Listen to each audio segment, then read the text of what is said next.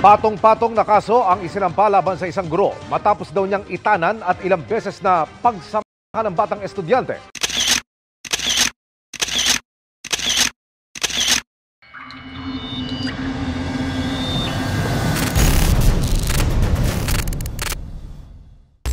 Salmo 82:3-4. Bigyan ninyo ng katarungan ang mga dukha at ulila. Ipagtanggol ninyo ang karapatan ng mga nangangailangan at inaapi.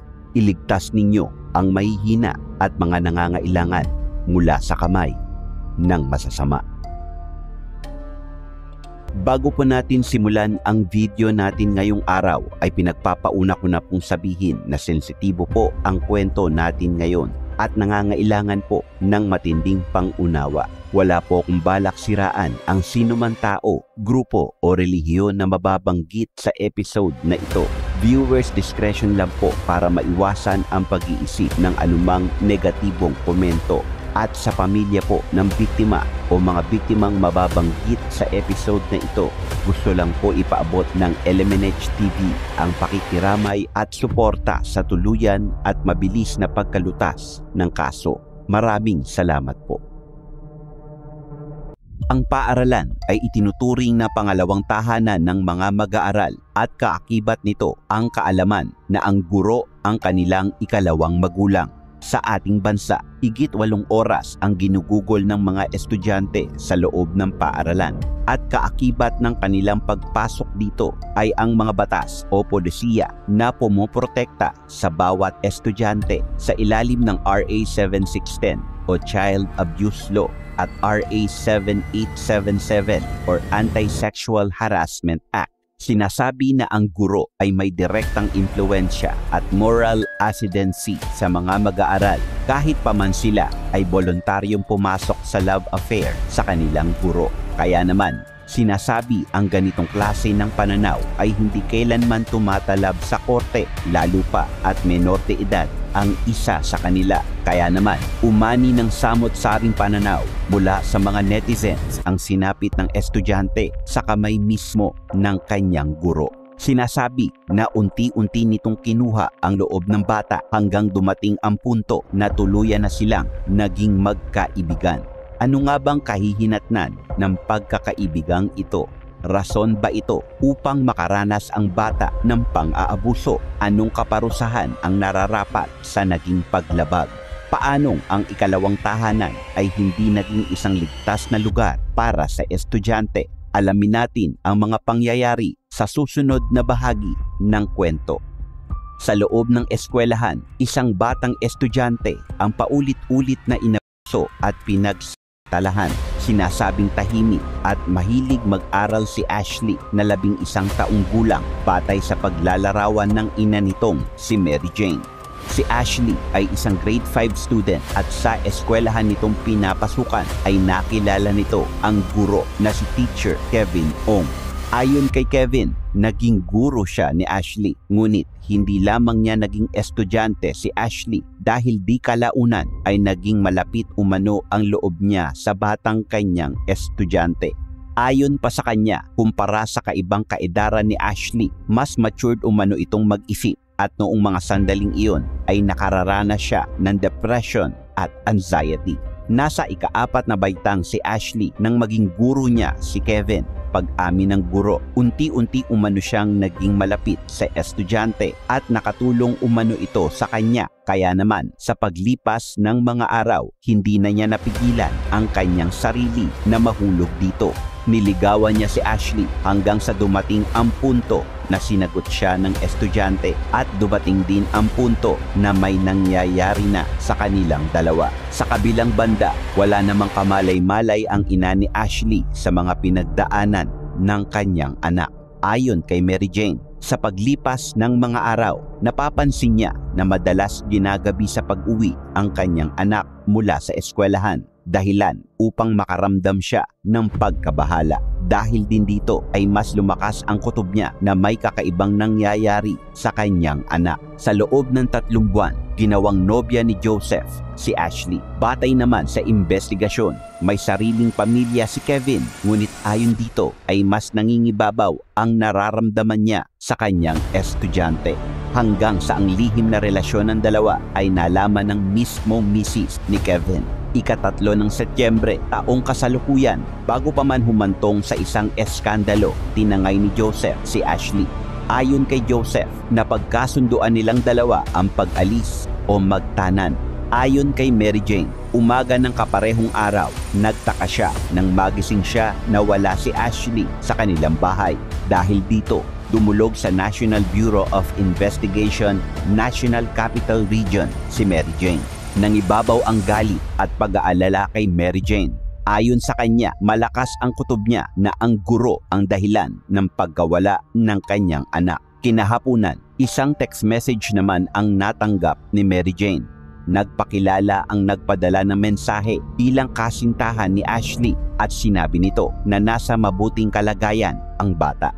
Dagdag pa nito, nais niyang makausap ng maayos si Mary Jane. Sa mga susunod na mensahe ay nagpakilala na rin kay Mary Jane kung sino nga ba ang kasintahan ni Ashley.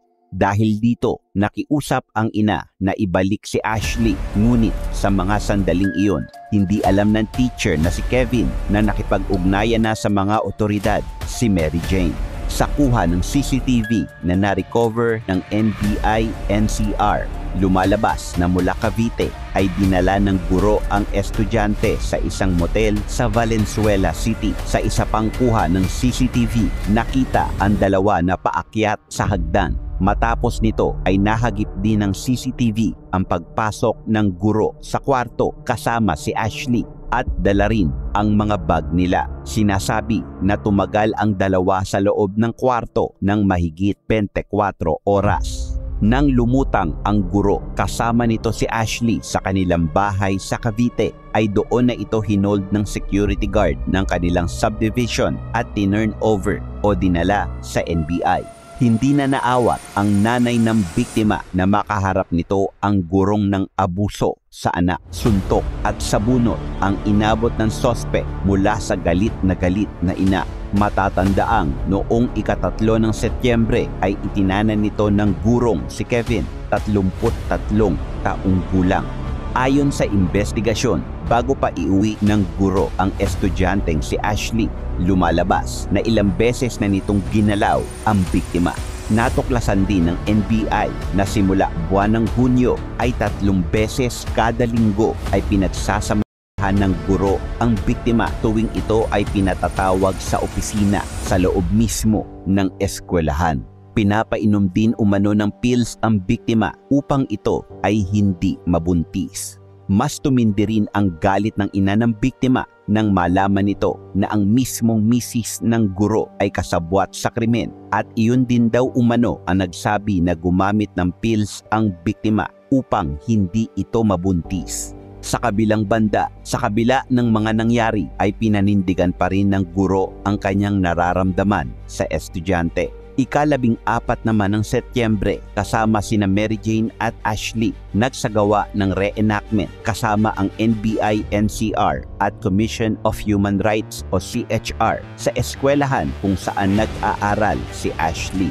Ayon sa NBI, posible na hindi ito ang unang beses na gumawa ng sexual advances ang guro sa kanyang mga estudyante. Kasong statutory rape, child abuse at abduction of minor ang mga sinampa ng NBI-NCR laban sa guro. Sa mga kasong kakaharapin nito, hindi ito bibigyan ng mga otoridad ng pagkakataon upang makapagbayad ng piyansa. Hiling ni Mary Jane na ina ni Ashley, sana ay maturuan ng leksyon sa loob ng kulungan ang guro. Inaalam din ng mga otoridad kung meron pa bang ibang naging biktima ang nasabing guro dahil may mga impormasyon umanong natanggap ang NBI na matagal nang ginagawa iyon ng suspect.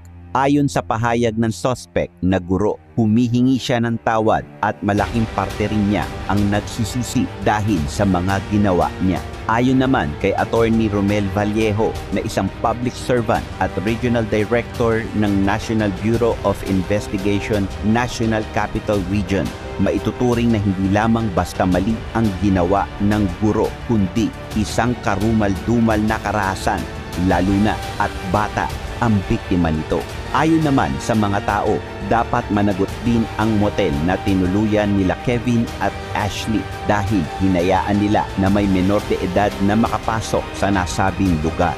Dagdag pa ng mga netizen, anilay walang puso ang suspect dahil sa napakaraming walang asawang guro na pinagtatrabahuhan nito ay ang estudyante pa nito na tahimik na nag-aaral ang biniktima.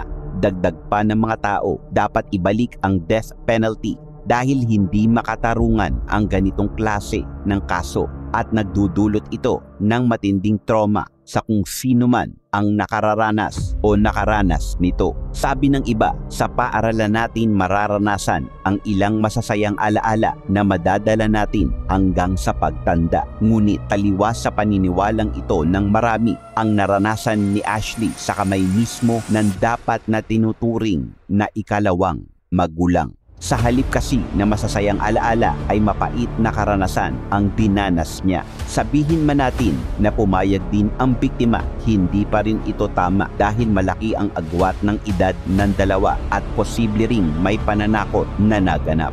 Kaya naman sa mga kaguruan, naway maging instrumento kayo ng pagkatutot, maging bahagi ng paglikha ng magagandang estudyante ng mga magagandang karanasan at hindi magsilbing bangungot na madadala nila kahit pamanlisanin na nila ang paaralang kanilang pinapasukan. Bilang guro o bilang isang individual, naway magawa nating panatilihin ang respeto sa isa't isa. Dahil kapag meron nito, malaki ang tsansa na mabawasan o bumaba ang kaso ng mga batang sinasamantala. So ngayon, alam mo na ha?